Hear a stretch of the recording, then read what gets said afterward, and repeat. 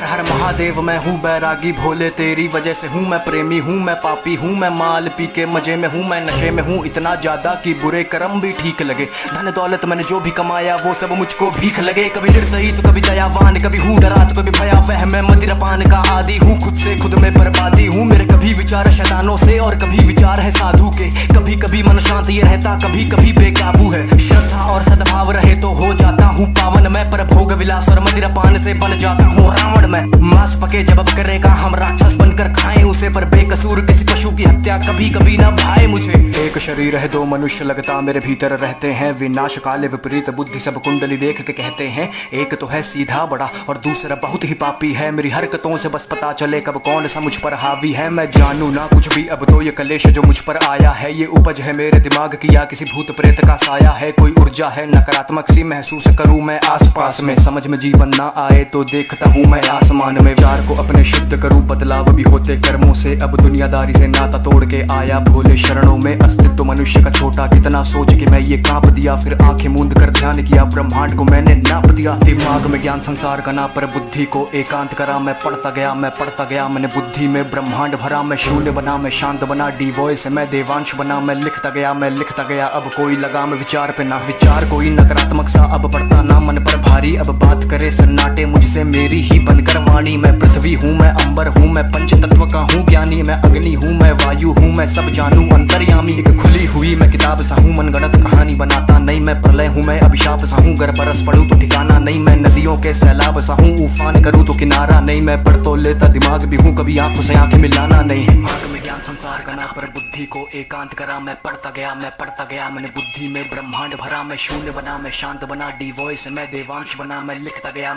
गया अब कोई लगाम विचार पे ना।